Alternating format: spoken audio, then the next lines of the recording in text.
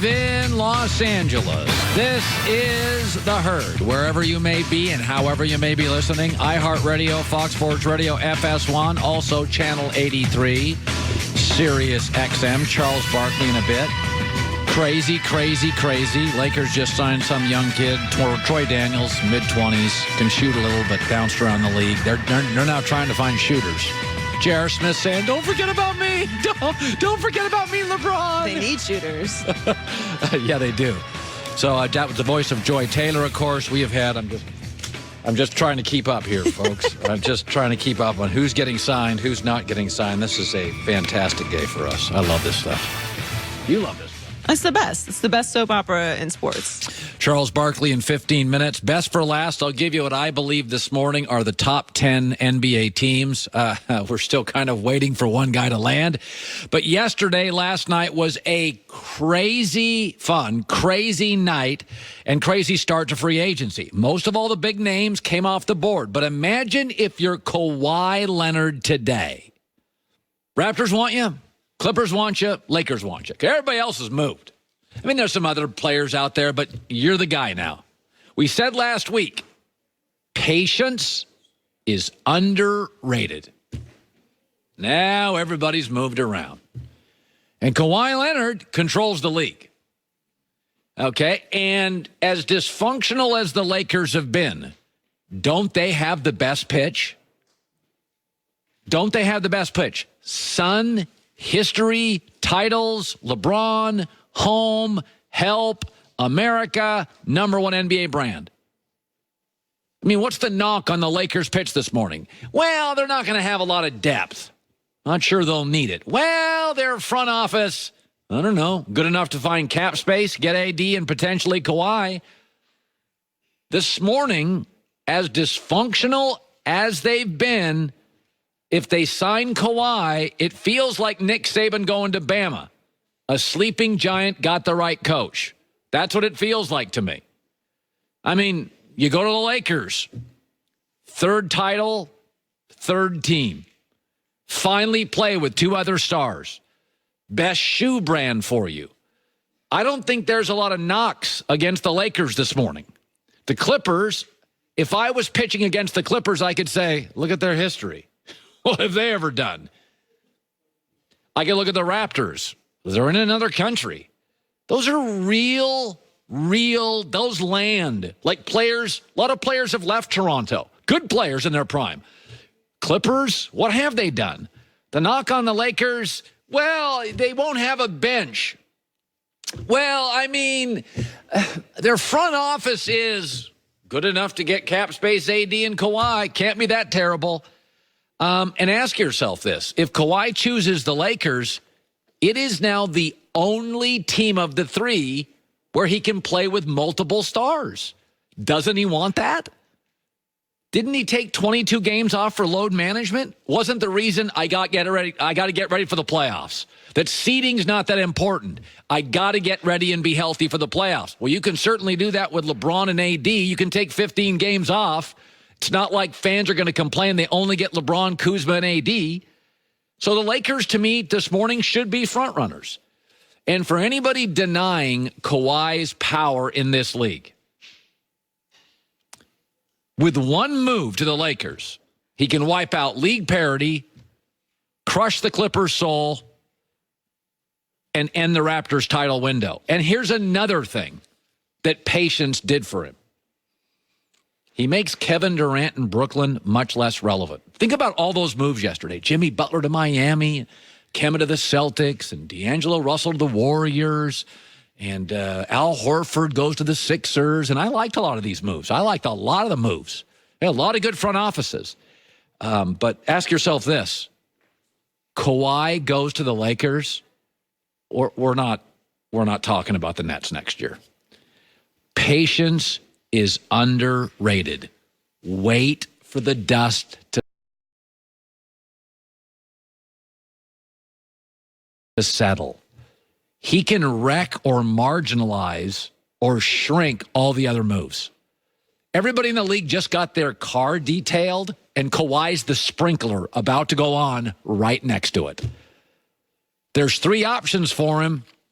I would contend this morning, and I'm not saying this because I'm in L.A., it's the best pitch. Multiple stars, sun, home, help, shoes, brand. The knock on it is, well, the front office of the Lakers is apparently good enough to get AD and now Kawhi. Now let me shift to another team and another coast, Brooklyn. Don't confuse interesting with great. I think Brooklyn will be interesting.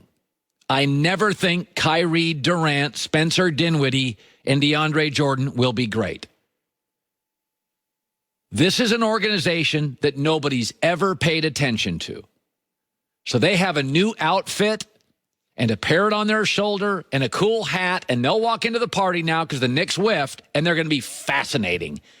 They're never going to be great. Kyrie Irving has missed 66 games in 3 years and has never proven to be easy to coach or a great leader without LeBron. KD has missed 48 games in 3 years. He won't play, and most believe he's 85% off the Achilles injury. And DeAndre Jordan, don't really get it. I think they acquired him for fouls because they have a young big named Jared Allen. They got him to foul Joel Embiid. I don't know. Interesting? Absolutely. Better than last year? Oh, yes. I mean, Michigan football with Jim Harbaugh, it has been absolutely interesting. But it hasn't won any championships. Brooklyn is built to get attention. Their two stars, Kyrie and Kevin Durant, both regularly spar with the media. They're going to get attention. And I think they're going to like it because nobody has ever paid attention to him. But now you're going to get a year of Kyrie by himself, and then he's just supposed to hand it over to Kevin Durant. Now, I think he's going to get used to getting talked about and getting to shoot when he wants and getting the points he wants. And no mature Al Horford next to him, no Brad Stevens. It's Kenny Atkinson. Okay. I mean, all right. I've seen Kyrie Irving lead teams without LeBron. I saw him do it in Cleveland pre-LeBron. I saw him do it in Boston. I saw him do it with a better coach. I think we're confusing interesting with great. 66 games missed in 3 years. Harder to coach. Kevin Durant, 48 missed games. Warriors won a lot of games without him.